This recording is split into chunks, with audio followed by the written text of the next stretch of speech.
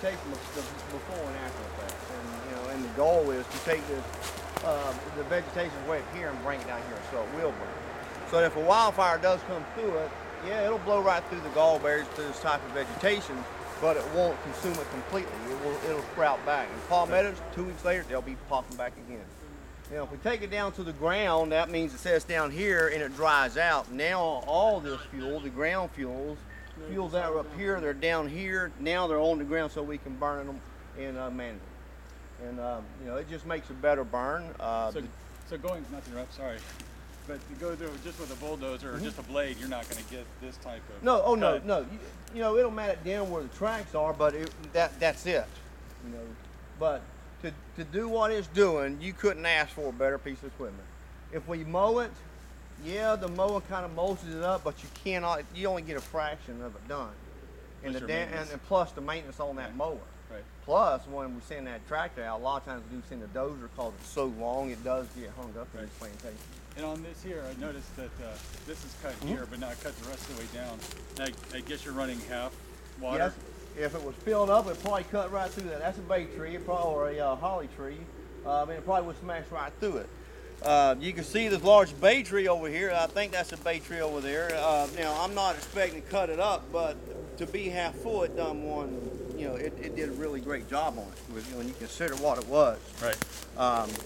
And one of the goals to an area like this is relatively wild or relatively natural is to get rid of the hardwoods. Mm-hmm. The hardwoods, the bays, the maples, the gum trees, and these oak trees, because they encroach on the pine plantations and choke them out. 50 years from now, if we don't do something like this, mm-hmm. if something is not done now, 40, 50 years from now, it'll be all hardwoods. It will choke all the pines out. So, but you can see where it ran over and definitely cut the roots. Yeah, and this is a dead tree. Yeah. But I mean, some of the things will pull out. But when you look at this, I mean, this is a monstrous tree right here. I mean, I'm not expecting cutting it up, but look what it did. Just hold on for a minute.